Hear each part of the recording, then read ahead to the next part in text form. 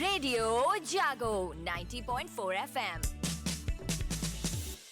नमस्कार श्रोताओं, ये रेडियो जागो 90.4 FM है और मैं अभय शंकर गौड़ आज जन्माष्टमी के अवसर पर आप सभी को बधाई देते हैं। और इसी के साथ हम ये भी आपसे आग्रह करेंगे कि आप अपने जीवन में प्रेम और हमेशा एक दूसरे के प्रति समर्पण की भावना से ही कार्य करें, क्योंकि ये जो प्रेम और धर्म और भक्ति का जो संदेश ज्ञान के साथ श्री कृष्ण भगवान ने गीता में दिया है, आज उसको याद करने का भी दिन है। तो आइए आज हम आपका परिचय करा रहे हैं एक ऐसी शख्सियत से जो हरदोई के सबसे पुराने डिग्री कॉलेज यानी कि CS नेहरू डिग्री कॉलेज के प्राचार्य हैं के सिंह साहब। तो प्रोफेसर के सिंह, आपका रेडियो जागो 90.4 FM में स्वागत। नमस्कार, रेडियो जागो 90.4 FM। डॉक्टर साहब, आज जन्माष्टमी के अवसर पर हम लोग ये चर्चा करेंगे कि ये भक्ति, ज्ञान और समर्पण की जिस भावना को गीता में भगवान श्री कृष्ण ने अर्जुन को संदेश दिया, आज वो संदेश आज के अगर देखा जाए परिप्रेक्ष्य में तो कितना सार्थक है। पहली तो बात, हरदोई जनपद के समस्त वासियों को जन्माष्टमी की मेरी तरफ से हार्दिक बधाई और शुभकामनाएं। भगवान श्री कृष्ण के जीवन से हमें बहुत प्रेरणा लेने की आवश्यकता है, क्योंकि उनका जन्म ही भादो मास के कृष्ण पक्ष में हुआ। डॉक्टर साहब, गीता का सबसे पहला श्लोक है, संस्कृत के बजाय हम उसको हिंदी में बता रहे हैं।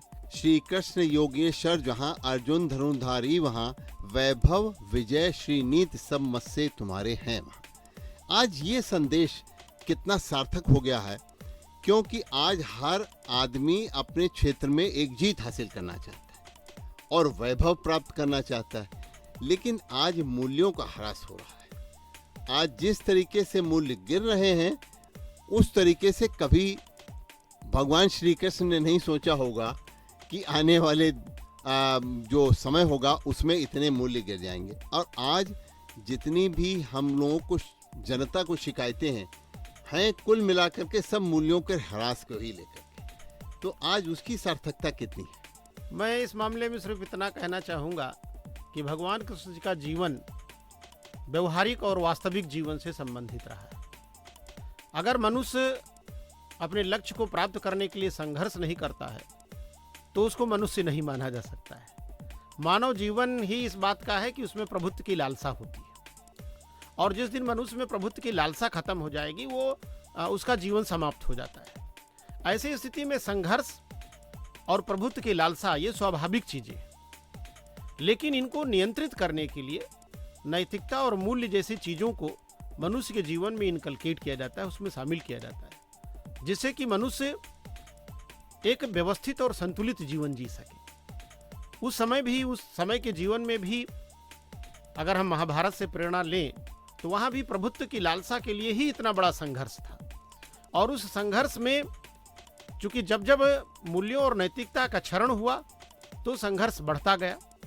और इसलिए उस समय भी ऐसा नहीं है कि क्या मूल्यों का क्षरण नहीं हुआ, सिर्फ मूल्यों का पालन किया गया।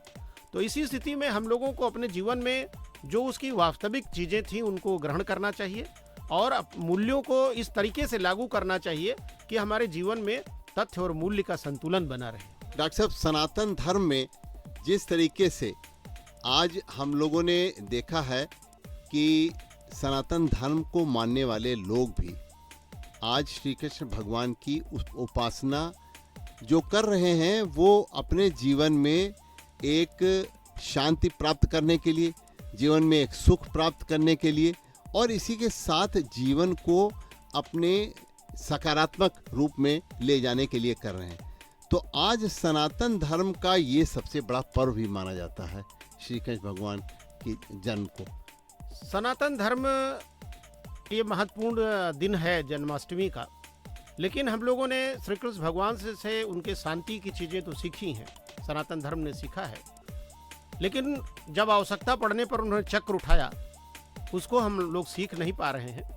और ऐसी स्थिति में इसी का कारण है कि सनातन धर्म एक लंबे जो भू क्षेत्र में था वो सीमित होता चला जा रहा है। तो धर्म, मूल्य और शांति इसके साथ साथ अपनी सुरक्षा भी महत्वपूर्ण है, और इसलिए अगर सनातन धर्म को अपनी सुरक्षा करनी है तो श्री कृष्ण भगवान के चक्र वाले स्वरूप से कुछ न कुछ सीखना चाहिए।